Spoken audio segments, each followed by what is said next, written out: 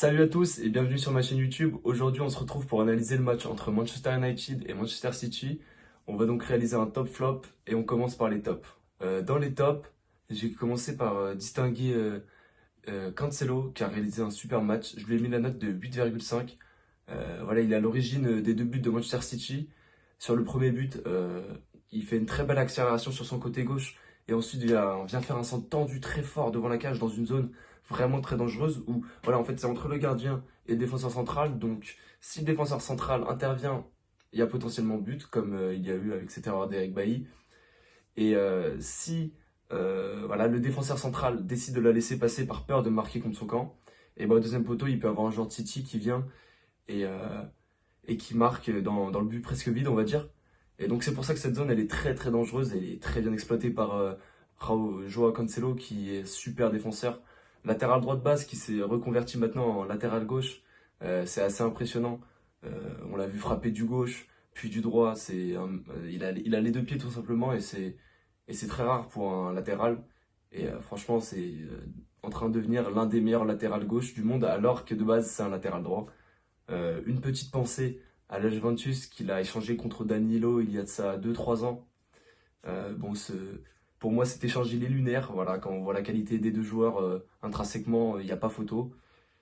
Et donc, mais bon, voilà, on sait tous très bien ici que cet échange il était uniquement financier. Et voilà, il fallait juste équilibrer les comptes de la Juventus, qui est un club qui aime beaucoup faire ce genre de transactions pour équilibrer les comptes. Le deuxième top que je vais donner, c'est celui de Bernardo Silva. Bernardo Silva, je lui ai mis la note de 7,5. Alors voilà, donc il y a un but. Il arrive à tacler sur ce centre enroulé de Joao Cancelo. C'est très très très très bien fait, mais le centre aussi, voilà. J'en ai pas parlé, mais c'est super ce qu'il fait. Il vient tacler le ballon magnifiquement et on voit toute son envie de marquer, l'envie de faire progresser son équipe et de mener en score un peu plus. Tout le long du match, on l'a vu très très important dans le pressing de Guardiola. Il est venu harceler les défenseurs très très haut avec une envie énorme. Il a fait, je crois, deux trois fautes dans le match, ce qui est beaucoup pour un joueur comme Bernardo Silva qui n'est pas habitué à faire des fautes. On l'a vu faire des tacles très appuyés, même un très très appuyé qui lui a valu un jaune, mais une envie débordante. Et puis balle au pied, toujours très fort, très fin techniquement.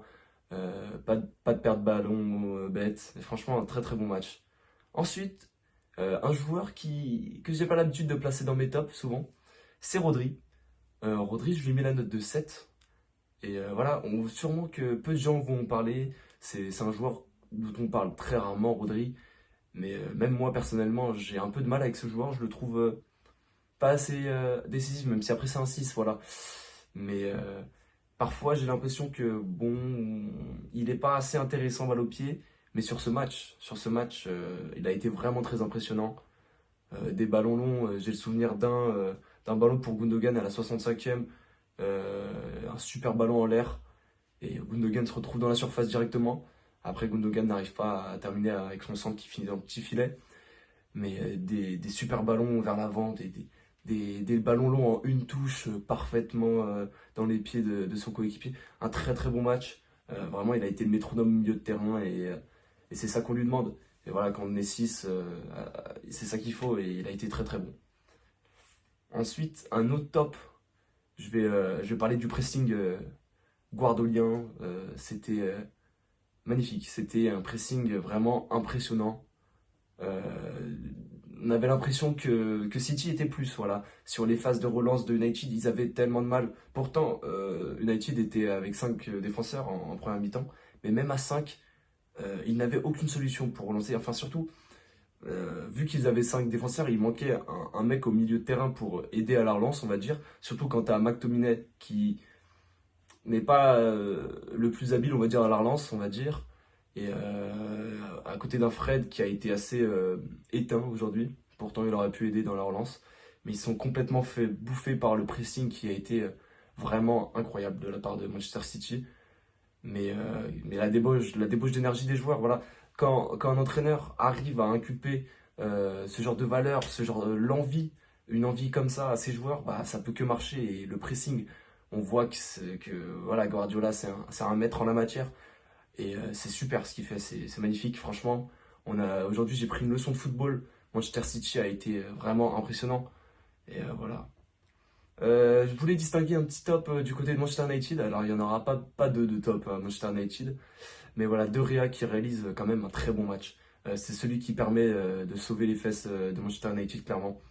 En première mi-temps, s'il n'est pas là, enfin bon, s'il n'est pas là, cette expression est un petit peu débile, parce qu'heureusement qu'il y a un gardien, sinon ça ferait beaucoup de buts dans les matchs de foot. Mais voilà, il a fait trois super parades. Sur le but de Bernard Silva, on peut dire que peut-être il aurait pu la sortir, mais rien que pour l'entité de son, enfin la totalité de son œuvre, c'est un très très bon match de sa part. Franchement, j'ai vraiment apprécié sa prestation. Et même, on a vu que c'était celui qui menait la révolte du côté de United, plus qu'un Cristiano Ronaldo qui était parfois éteint.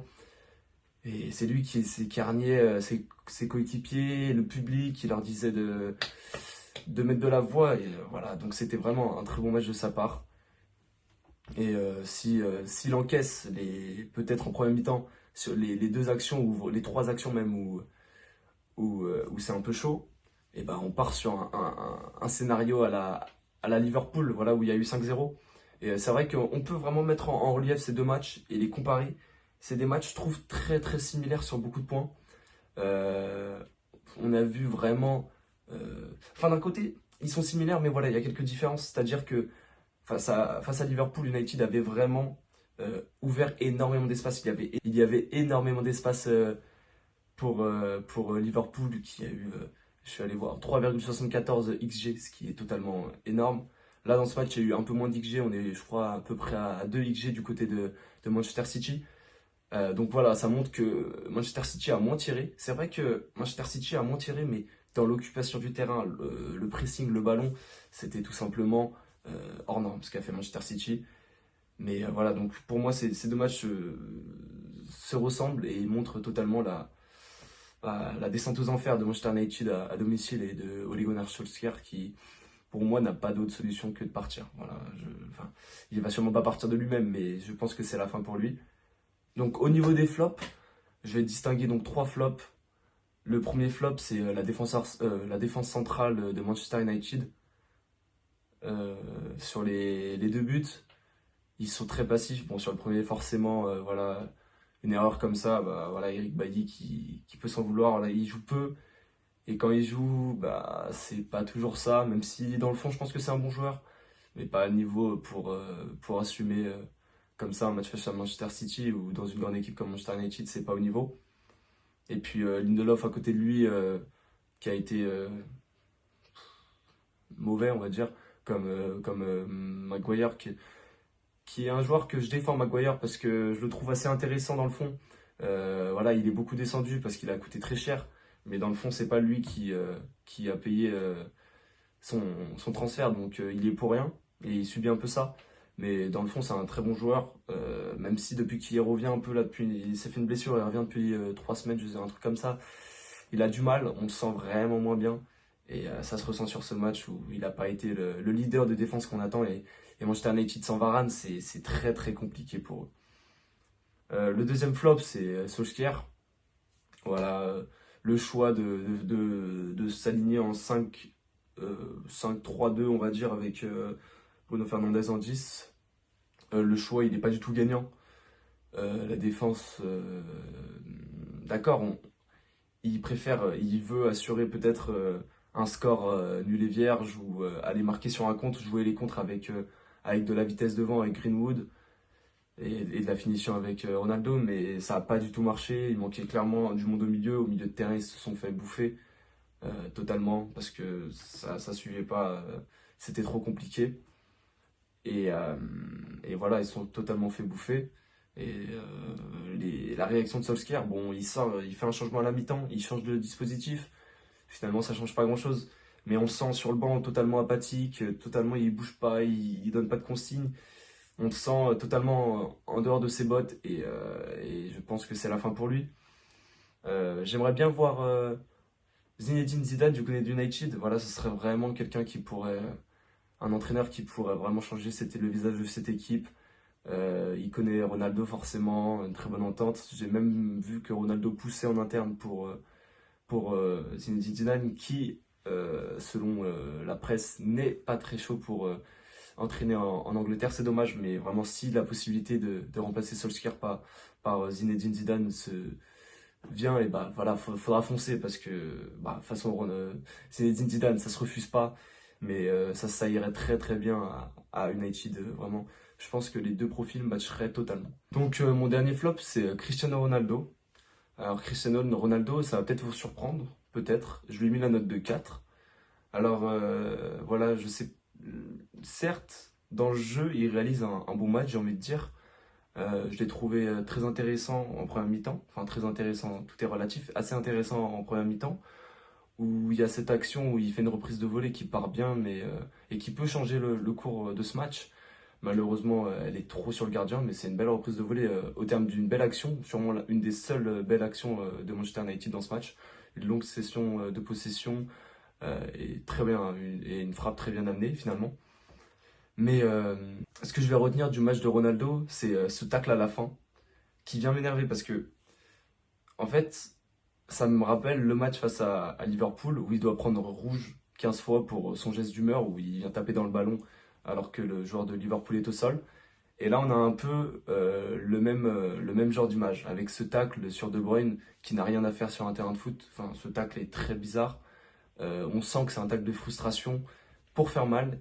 Et c'est cette facette de Ronaldo que j'apprécie pas et qui ressort en ce moment depuis quelques temps à United. Et c'est dommage parce qu'il réalise un très bon match et je l'aurais jamais mis dans les flops si j'avais pas vu ce tacle. Mais juste pour ça, je trouve que bah voilà, face à Liverpool, il devait prendre rouge, prendre deux trois matchs et ça aurait été dommage. Même moi, j'aurais été déçu qu'il prenne rouge, mais il le devait. Là, c'est pas un rouge qu'il doit prendre, clairement. C'est parce que, vas-y, c'est pas non plus une faute, un tacle incroyable. Mais on sent que il est sur les nerfs et que cette situation l'agace. Je pense qu'il y a un problème avec Solskjaer. Et voilà, je tenais à le distinguer et je pense que vraiment le changement d'entraîneur dans ce club, il est tout simplement inévitable. Et un profil à la Zinedine Zidane sera vraiment top pour cette équipe.